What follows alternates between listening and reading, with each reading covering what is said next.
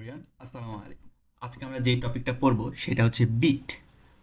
তো বিট জিনিসটা কি? বিট হচ্ছে আমরা অনেক সময় শুনেছি যে হার্টবিট। হার্টবিট শব্দটা আমরা অনেকে শুনে থাকবা। হার্টবিট বলি না, যে হার্টটা বিট করতেছে, বা হচ্ছে আমরা যদি আমাদের হার্টের এখানে হাত দেই অথবা কান নিয়ে যাই তাহলে একটা আমরা শব্দ শুনতে পাই, বিট টাইপের শব্দ, সেটা দুপ দুপ দুপ এরকম একটা শব্দ শুনতে পাই না? সেইটাই আসলে বিট। তোমরা হার্টে ওখানে যদি কান নিয়ে যাও, হার্টের কাছে কান নিয়ে গেলে কি চি বা টি মানে এক টানা কোনো শব্দ শুনতে পাও? এক টানা কিন্তু কোনো শব্দ শুনতে পাও না। শব্দটা কিন্তু থেমে থেমে জোরে শোনা যায়, আবার শোনা যায় না, শোনা যায় শোনা যায় না, শোনা যায় শোনা যায় না। এই যে এখানে একটা গ্রাফ দেখানো আছে ইসিজির গ্রাফ। এই যে এরকমভাবে তোমার শব্দ শোনা যায়, ধুক ধুক ধুক ধুক এরকম। তাইলে এইটাই হচ্ছে এই যে শব্দগুলো শুনতেছো, এইটাই সাধারণত বিট। এছাড়াও তোমরা গানে বিট শুনে থাকছো, শুনে থাকবা। তাহলে এখানে দেখো বিটের সংজ্ঞা কি দেওয়া আছে: উপরিপাতনের ফলে যদি লব্ধি তরঙ্গ একই কণাতে এক এক সময় এক এক বিস্তার মান তৈরি করে তখন তাকে বিট বলে। দেখো তার মানে কি বলছে? উপরিপাতনের ফলে, তার মানে দুইটা তরঙ্গ থাকবে, এটা একটা তরঙ্গ আর ধরো এইটা আর একটা তরঙ্গ, এই দুইটা তরঙ্গ উপরিপাতন হয়েছে, উপরিপাতনের ফলে লব্ধি একটা তরঙ্গ পাবো না আমরা, লব্ধি তরঙ্গ এইটা পাইছি। ধরো লব্ধি তরঙ্গ পাইলে এইটার কি বলছে দেখো, লব্ধি তরঙ্গের একই কণাতে, ধরো যেই কণা নিয়ে আমরা বিবেচনা করতেছি সেই কণাতে এক এক সময় এক এক রকম বিস্তার হবে। এই কণা দেখো একবার এরকম বড় বিস্তার পাবো, তারপর এই কণাটা যখন সামনে আসবে তখন কম বিস্তার পাবো, এই বিন্দুতে আসলে এই কণাটার বিস্তার জিরো পাবে। এইটাই হচ্ছে বিট। পরের পেজে একটা চিত্র আছে, ওই চিত্রটা দেখলে আরো ভালোভাবে বুঝবা। আমরা যাই পরের পেজে। এই যে দেখো, এইখানে একটা হচ্ছে তরঙ্গ আছে, হলুদ তরঙ্গ, আর এখানে একটা আছে সবুজ তরঙ্গ।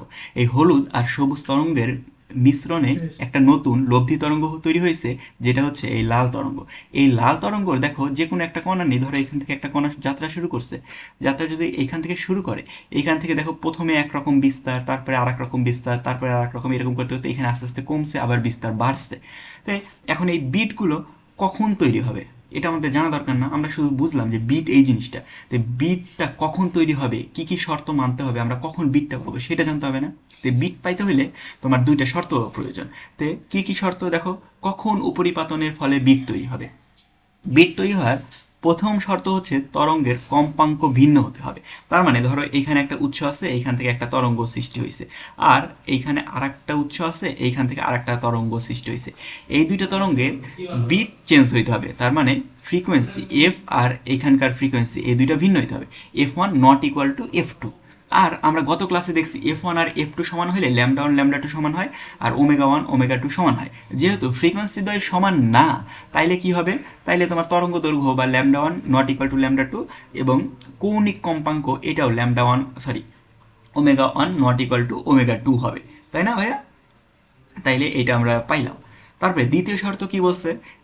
প্রথম শর্ত গেল আমাদের, প্রথম শর্ত গেল, দ্বিতীয় শর্ত কি বলছে? তরঙ্গদ্বয় বিস্তার সমান হইতে হবে। তার মানে একটা তরঙ্গ ধরো এইখানে এই উৎস থেকে একটা তরঙ্গ সৃষ্টি হচ্ছে এরকম, আর এইখান থেকে আর একটা উৎস আছে, এই উৎস থেকে একটা তরঙ্গ সৃষ্টি হচ্ছে এইরকম। এই যে এটার বিস্তার কোনটা? বিস্তার এই যে এইটা না, এই লং কত উচ্চতায় উঠছে এটা বিস্তার না ভাই, এই তরঙ্গের বিস্তার আর এই যে আর একটা তরঙ্গের, এই তরঙ্গের যে বিস্তার, এই দুইটা বিস্তারের মান সমান হইতে হবে, মানে A1 ইকুয়াল টু A2 হইতে হবে, তার মানে এ হইতে হবে। তাহলে আমরা এখন বিট কিভাবে সৃষ্টি হয় সেই জিনিসগুলো নিয়ে আলোচনা করি ভাই। দেখো এই যে এখানে এখানে চিত্রতে খুব ভালোভাবে বোঝাচ্ছে, দুইটা তরঙ্গ উপরে পাতানোর ফলে এই যে বিটটা তৈরি হচ্ছে। এখানে সেম চিত্রই দেওয়া আছে যে এটা একটা তরঙ্গ, এটা একটা তরঙ্গ, যাদের ফ্রিকোয়েন্সি আলাদা কিন্তু বিস্তার সমান, তার মানে এর মান দুইটা সমান, এটার এর মান আর এটার এর মান সমান। তাইলে এই দুইটার ফলে যে বিটটা তৈরি হয়েছে, এই দেখো এই বিটগুলা, বিটটা কেমনে বুঝবা তুমি? দেখো এই বিন্দুতে দেখো কোনো শব্দ শোনা যাচ্ছে না, বা কোনো হচ্ছে তীব্রতা নাই, কিন্তু এই বিন্দুতে বিট হচ্ছে, একটা দুপ করে একটা শব্দ পাবো, তাই না?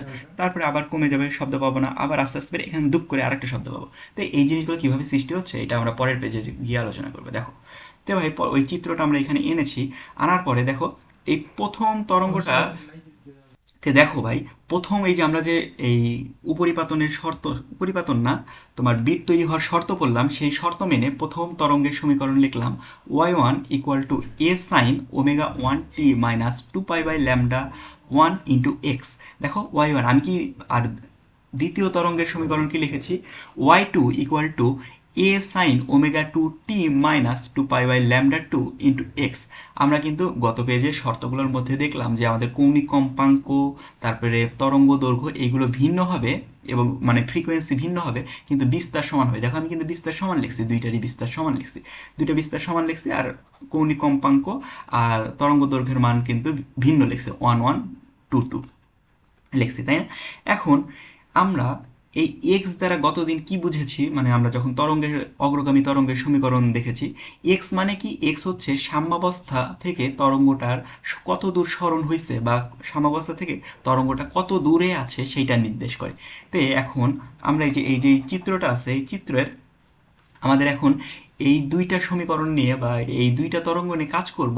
আমাদের হিসাবের সুবিধার্থে আমরা ধরে নিলাম এই সমীকরণগুলা এই যে এই বিন্দুতে আছে, আমরা লাল কালি নেই একটু, এই যে আমাদের সমীকরণগুলো এই যে যেখানে আমাদের বিট পাওয়া যাচ্ছে না বা কোনো শব্দ পাওয়া যাচ্ছে না, লোয়ার বিন্দু বা মূল বিন্দুতে আছে।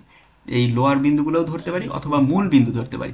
তার মানে আমাদের যখন যখন এই তরঙ্গস্থিত কণাটা মূল বিন্দুতে আছে, তার মানে এটা ধরো ধরো এই তরঙ্গস্থিত এই যে কণাটা এটা মূল বিন্দুতে আছে, সেই মুহূর্ত থেকে আমরা হিসাব করা শুরু করি, তাহলে আমাদের হিসাবের সুবিধা হবে। এই রকম অবস্থা থেকে ধরলেও কোনো সমস্যা নেই। তার মানে আমরা ধরি x equal to zero. X equal to zero কখন? এক্স ইকুয়াল টু জিরো হবে যখন আমাদের আলোচনার বিন্দুটি মূল বিন্দুতে থাকবে, মূল বিন্দুতে থাকবে। তাইলে আমাদের যে বিন্দু নিয়ে আলোচনা করব সেটা যদি মূল বিন্দুতে থাকে তাইলে এক্স ইকুয়াল টু জিরো হবে। এক্স ইকুয়াল টু জিরো মানেই তো মূল বিন্দু বোঝাচ্ছে, তাই না? তার মানে এই যে এক্স বরাবর জিরো আসতেছে। তাইলে এখন দেখো এক্স ইকুয়াল টু জিরো, আমি এই যে দুইটা সমীকরণ যে লিখছি দুইটা তরঙ্গের, এখানে বসাই এক্স ইকুয়াল টু জিরো বসাই, এইটুক সম্পূর্ণটুক জিরো হয়ে যাচ্ছে না, এইটুক সম্পূর্ণটুক জিরো হয়ে যাচ্ছে না, তখন এই সমীকরণটা হয়ে যাচ্ছে এই সমীকরণটা, আর এই 2 নম্বর সমীকরণটা হয়ে যাচ্ছে এই সমীকরণটা। এখন এই দুইটা সমীকরণের বা এই দুইটা তরঙ্গের সমীকরণে আমরা লব্ধি বের করি। দেখো এগুলো কিন্তু এই যে বিট তৈরি হচ্ছে, এখান থেকে কোনো শব্দ বা ইয়া পাওয়া যাচ্ছে না, এখানে তীব্রতা কম, আবার এখানে তোমার হচ্ছে বিস্তারের মান বেশি, এখানে বিস্তারের মান জিরো, এখানে বিস্তারের মান হাইয়েস্ট বা ধূপ ধূপ ধূপ এরকম করে যাচ্ছে। তাইলে আমরা পরের পেজে যাই। দেখো কণাটির সরণ, কণাটির সরণ মানে কি? সরণ মানে এই যে প্রথমটা যোগ দ্বিতীয়টা, এটাই হবে না?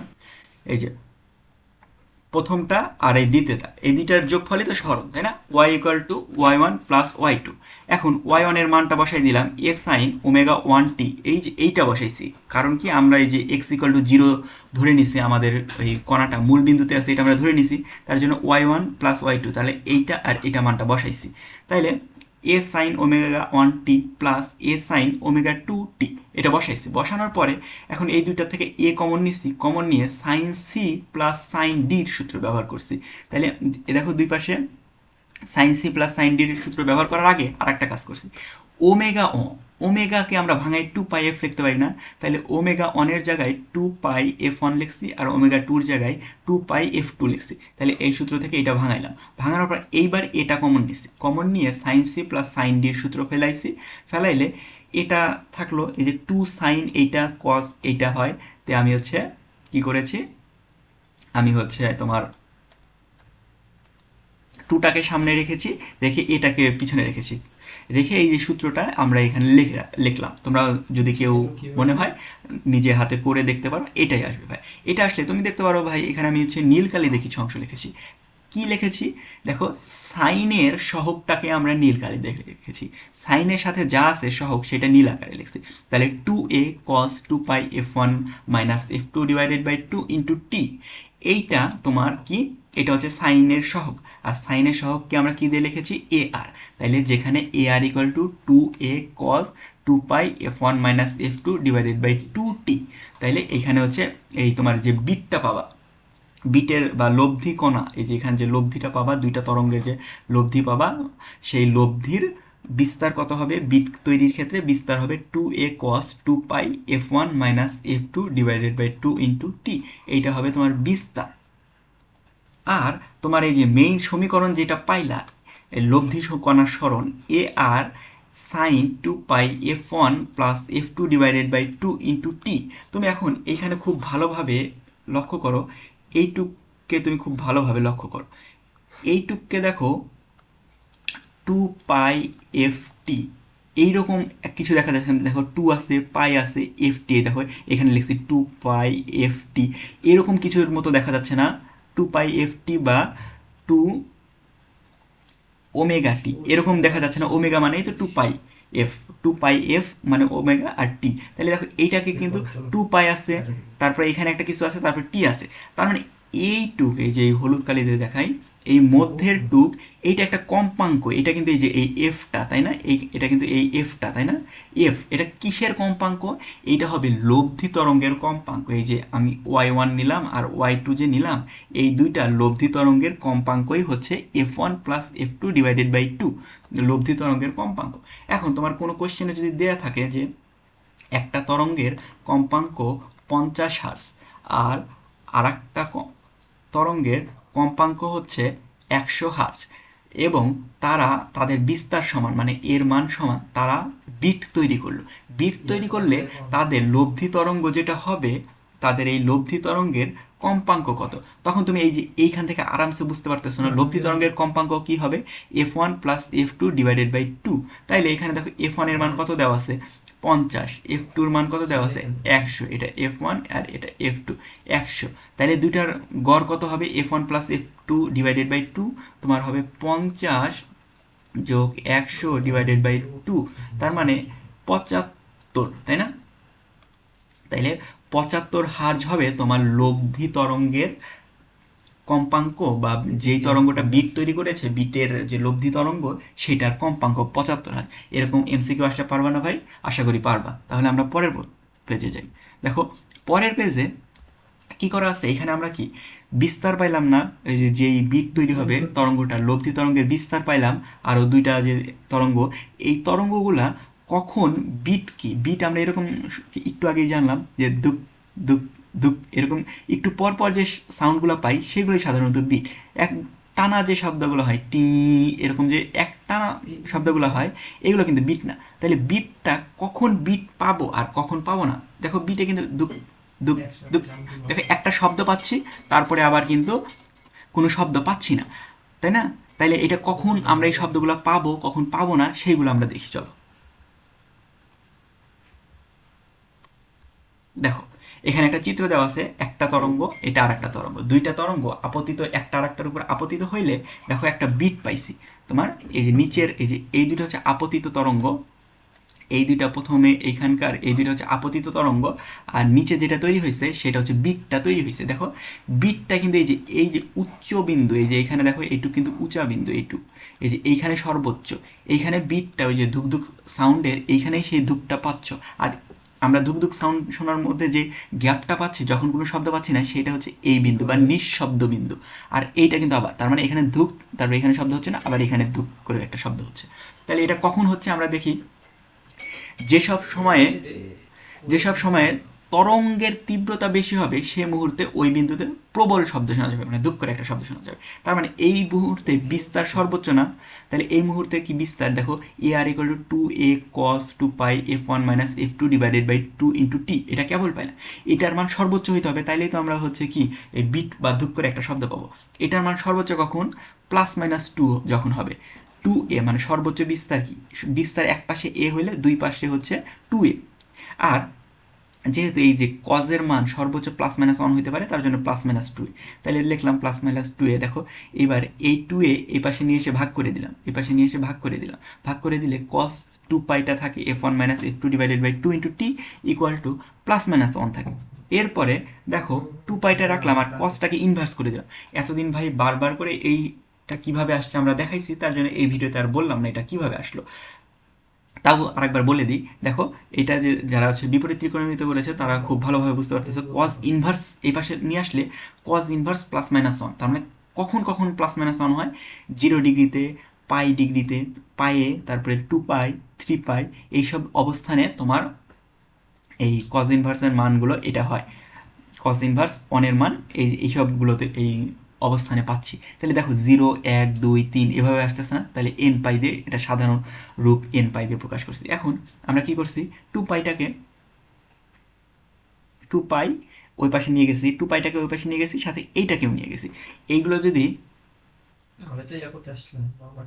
এখন 2π সহ যদি এইটু শুধু টিকে রেখে বাদ বাকি, এই যে টিকে রেখে বাদ বাকি জিনিস যদি ওই পাশে নিয়ে যায়, তাইলে দেখো এইটা 2πটা ওই পাশে ভাগ হয়ে যাবে, 2টা উপরে যাবে, f1 মাইনাস f2টা নিচে যাবে। তার মানে প্রথমটার জন্য 0 হবে, তারপরে এটার সাথে গুণ করলে বা ওই পাশে নিয়ে গেলে 1/f1 মাইনাস f2 হবে, তারপরে এটা 2/f1 মাইনাস f2 হবে, তারপরে এটা 3/f1 মাইনাস f2 হবে। তার মানে কি দেখো 1/f1 মাইনাস f2, 1 2 3 হচ্ছে, তার মানে উপরে থাকবে n, মানে স্বাভাবিক সংখ্যা n এর মান হবে কত, 0 থেকে 1 2 3 4, 0 1 2 3 4 এরকম হবে, আর নিচে হবে f1 মাইনাস f2, মানে এই যে তোমার যে আপতিত দুইটা তরঙ্গ আছে তাদের ফ্রিকোয়েন্সি বা কম্পাঙ্কের বিয়োগফল, কারণ আমরা শর্তে বলেছি দুইটার ফ্রিকোয়েন্সি বা কম্পাঙ্ক আলাদা হবে, সুতরাং আমরা বলতে পারি একই সময়গুলোতে শব্দের তীব্রতা সর্বোচ্চ থাকবে। তার মানে এই যে টি এর যে 0 1/f1 মাইনাস f2 এই সময়গুলো পাইলাম, এইগুলোতে এই যে আমরা বিট পাবো, দুঃখ করে একটা শব্দ পাবো। তাহলে কোন বিন্দুগুলোতে আমরা এই বিট পাবো না, যেই বিন্দুতেই দেখো বিস্তারের মান 0 হবে, তাই না? এখানে কি আমরা কোনো শব্দ পাচ্ছি না। তাহলে A R equal to 2a cos 2π f1 minus f2 divided by 2 into T, এখানে যেখানে 0 হবে এইগুলোর মান সেখানে আমরা কি বিট পাবো না, তাহলে এখানে 0 লিখলাম। তাইলে এখন আমরা সেমভাবে ক্যালকুলেশন করি, 2a কে ওই পাশে নিয়ে যা ভাগ করে দিলে কি হয়, 0ই থাকে। তারপরে কসকে ওই পাশে নিয়ে চলে গেলে কি হয়, দেখো π/2 3π/2, মানে একটা π/2 তিনটা π/2 পাঁচটা, মানে 1 3 5 7 9 বিজোড় গুণিতক আসতেছে। তাহলে বিজোড় গুণিতককে সাধারণভাবে কিভাবে প্রকাশ করি, 2n প্লাস 1 দিয়ে, দেখো তাই লিখছি। তার মানে আমরা বলতে পারি যে এই পাশ থেকে হইলো পায়ের বিজোড়, π/2 এর বিজোড় গুণিতক। এখন আমরা কি করলাম, আমরা সময়টা চাচ্ছি কোন মুহূর্তে বা কোন সময়ে আমরা হচ্ছে এই নিঃশব্দ পাচ্ছি বা শব্দ হচ্ছে না, তাইলে শুধু টিকে রেখে বাদ বাকি জিনিসগুলোকে সেমভাবে ওই পাশের মধ্যে এই পাশে নিয়ে আসলাম। নিয়ে আসলে তোমার রেজাল্ট কি আসে, টি equal two 1/2 f1 minus f2, তারপরে 3 2 f1 মাইনাস f2, তাহলে দেখো 1 3 5 এভাবে আসতেছে। তার মানে উপরে থাকতেছে তোমার বিজোড় গুণিত 2n প্লাস 1, বিজোড়ের সংখ্যার সাধারণ রূপ 2n প্লাস 1, এটাই উপরে থাকতেছে, আর নিচে 2 ইন্টু f1 মাইনাস f2। সুতরাং এই সব বিন্দুতে শব্দের তীব্রতা থাকবে সর্বনিম্ন, মানে এইখানে আমরা কোনো বিট পাবো না, মানে একদম নিঃশব্দ পাবো।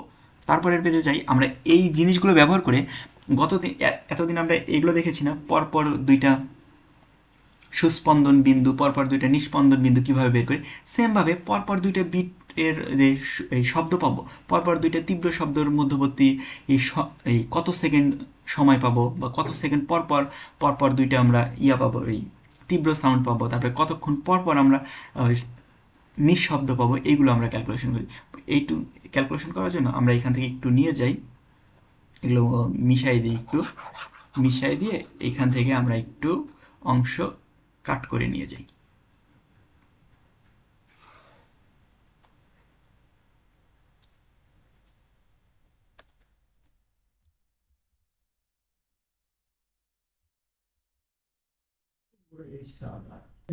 তাহলে পরের পেজে নিয়ে যাই ভাই।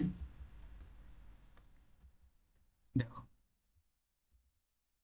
এই চিত্রটা আমরা এক সাইডে রাখি, বা আমরা যে ক্যালকুলেশনগুলো ওই পেজে দেখলাম ওইগুলো এক সাইডে রাখি, দেখে দেখে আমরা অ্যান্সার করি। তো দেখো প্রথমে কি বলছি, পরপর দুইটা প্রবল শব্দ শোনার মধ্যবর্তী সময়, তার মানে পরপর যেটা দুইটা জোরে জোরে শব্দ হবে, ধুক ধুক এরকম যে দুইটা বিট পাবো, এই দুইটার মধ্যবর্তী সময় কখন হবে, দেখো এখানে দেখো 0, তোমার কি আছে 0, তারপর 1/f1 মাইনাস f2, তারপরে 2/f1 মাইনাস f2, তার মানে একটা থেকে আরেকটার কত সময় পর পাবো, এটা একটা থেকে আরেকটা বিয়োগ করলেই পাচ্ছি না, অথবা যে কোনো ধরো দশম আর নবমের মধ্যে পার্থক্য কত, তাহলে এন এর মান 0 থেকে তোমার হচ্ছে 10 বসাইলাম আর 9 বসাইলাম, তাহলে কি 11 আর 10-এর পাবো। এই জিনিসটা বলতে ভুলে গেছি ভাই, তাহলে আমরা গত পেজে আরেকটু যাই, আরেকটা জিনিস দেখাই। দেখো এখন এই যে এন এর মান কিন্তু 0 থেকে শুরু হবে বলছি, তাই না? 0 মানে প্রথম ধুক বা প্রথম তীব্র শব্দটা পাবা, 1 মানে দ্বিতীয় তীব্র, 3 মানে তৃতীয় তীব্র। তার মানে তোমাকে যদি বলে 100তম তীব্র শব্দ কতক্ষণ পর পাবো, তাহলে সেটা বের করার জন্য তুমি কত বসাবে, এন এর মান 100 না, 100 থেকে 1 কম বসাবে, 100 থেকে 1 কম বসাবে, তার মানে 99। 100তম বিট কত সেকেন্ড পর হবে সেটা বের করতে চাইলে 99। তোমাকে যদি বলে 10তম বিট কতক্ষণ পর বের হবে, সেটা বললে তুমি 9 বসাবে এন এর মান। সেমভাবে কিন্তু এই পাশে এন এর মান কিন্তু শুরু হয় 0 থেকে, 0 1 2, তার মানে প্রথম নিস্পন্দন বিন্দু বা প্রথম যেখানে আমি শব্দ পাবো না সেটার জন্য 0 বসাবো, তারপর 1 বসাইলে দ্বিতীয় এই শব্দহীন অবস্থা কখন পাবো সেটা পাবো, তাই না? পরের পেজে যাই এখন আমরা। দেখো, পরপর দুইটা প্রবল শব্দ শোনার মধ্যবর্তী সময়, তোমাকে যদি বলে 199 বিটের মধ্যবর্তী সময় কত, তাইলে তোমার কি করতে হবে, তোমার এন এর মান 98 আর 99 বসাইতে হবে, কারণ এক করে কম বসাইতে হবে।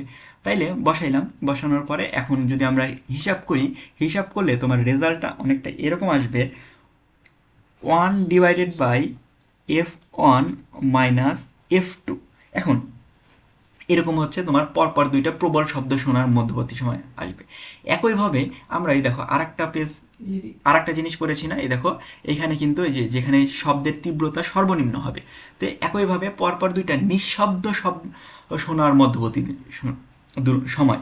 নিঃশব্দ শব্দ মানে কি, যেখানে কোনো শব্দ শুনতে পাবো না। নিঃশব্দ শব্দে এটাও যদি তুমি এই যে গত পেজের এই যে ডান পাশের টুক হিসাব থেকে মান বসায় হিসাব করি, হিসাব করলে এটার মানও তুমি পাবা, এটার মান কত পাবা, কলমে যাই আগে, এটার মানও তুমি পাবা 1/f1 মাইনাস f2। তার মানে পরপর দুইটা প্রবল শব্দ শোনার মধ্যবর্তী সময়ও 1/f1 মাইনাস f2, পরপর দুইটা নিঃশব্দ শব্দ শোনার ও মধ্যবর্তী সময়ও f1 মাইনাস f2, দুইটাই সেম হবে। তারপরে কি লেখা আছে দেখো, তাইলে এই দুইটা লাইন থেকে তুমি এটা লিখতে পারো না, এই দেখো এখানে আমি একটু টাইপিং হয় নাই, 1/f1 মাইনাস f2। দেখো পরপর দুইটা নিঃশব্দ শোনার মধ্যবর্তী সময় যদি এত হয়, তার মানে এত সেকেন্ডে উচ্চ শব্দ সংখ্যা কয়টা, একটা। কারণ দেখো পরপর দুইটা শব্দ প্রবল শব্দ শোনার মধ্যবর্তী সময় এত সময়ই পড়তে, তার মানে একটা প্রবল শব্দ পাইলাম, তারপরে এত সেকেন্ড পর আর একটা প্রবল শব্দ পাবো, তাই না? তার মানে এর মধ্যবর্তী কোনো সময় আছে, এর মধ্যবর্তী দেখো এই সময় পরই তো একটা সাউন্ড পেলাম, তারপরে ঠিক এই পরিমাণ সময় পর আর একটা প্রবল শব্দ পাবো। তাইলে এত সেকেন্ডে উচ্চ শব্দ সংখ্যা হয় কয়টা, একটা।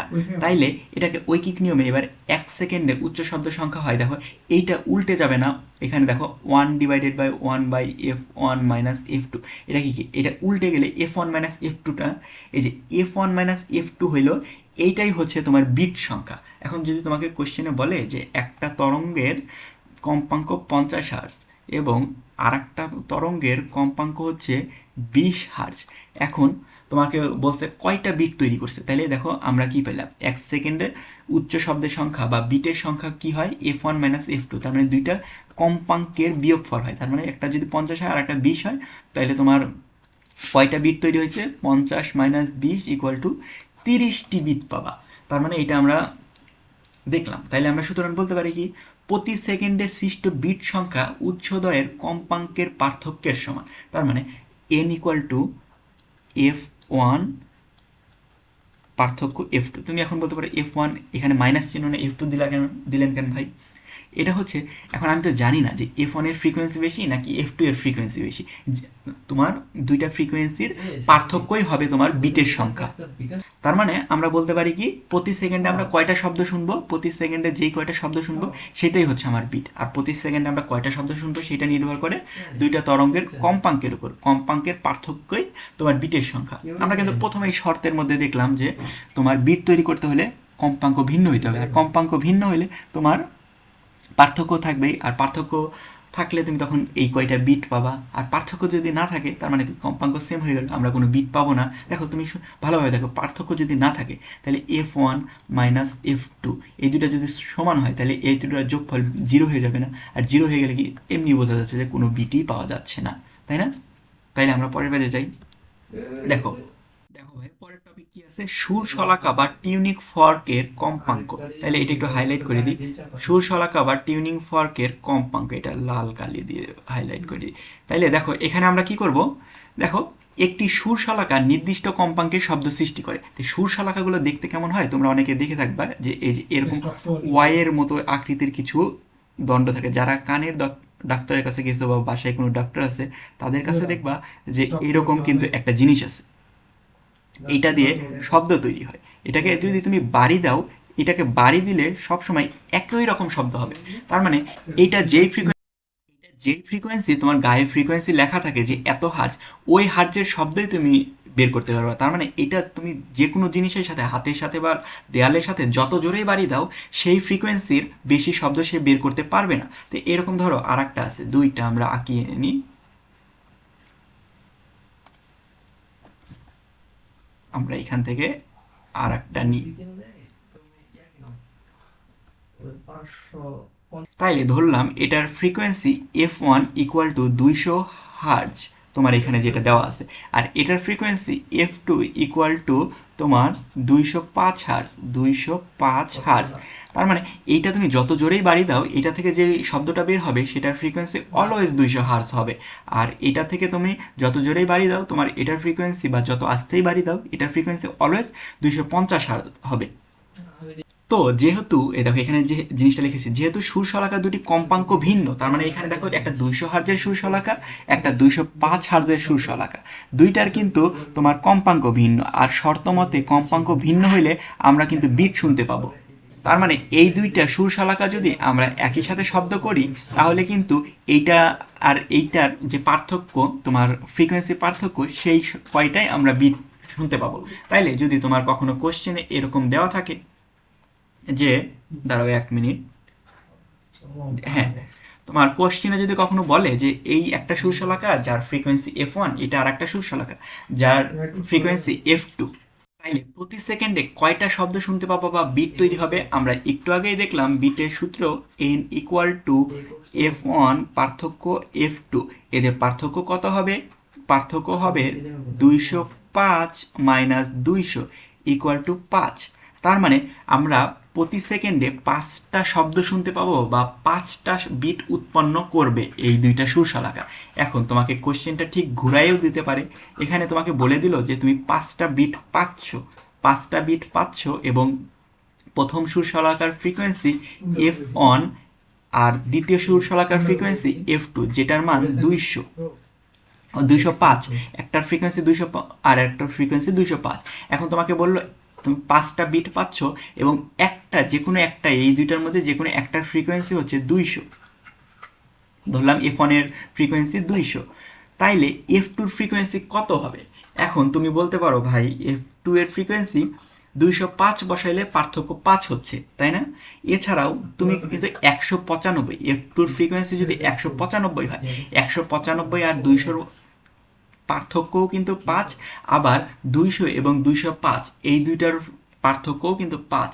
তাইলে তোমার এটা F2 এর মান 195 হবে নাকি 205 হবে, এটা তুমি কেমনে বুঝবে?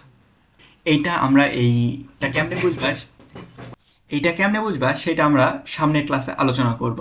আজকের মতো এই পর্যন্ত ভাইয়া। তোমাদের যদি ভিডিওগুলো ভালো লাগে তাহলে তোমরা লাইক, কমেন্ট, সাবস্ক্রাইব করে দিতে পারো এবং তোমাদের কলেজের গ্রুপে ভিডিওগুলো শেয়ার করে দিতে পারো, যেন তোমার বন্ধুরা দেখে উপকৃত হতে পারে। এছাড়াও তোমরা কমেন্ট করে জানাতে পারো যে তোমাদের কোন টপিকের উপর ভিডিও লাগবে বা কোন অংশটুকু তোমরা বোঝো নাই, বা তোমাদের মতামত জানাতে পারো যে ভিডিওগুলো কেমন হচ্ছে। আর সাবস্ক্রাইব করে আমাকে তোমরা উৎসাহিত করতে পারো। ধন্যবাদ ভাইয়া সবাইকে। আসসালামু আলাইকুম।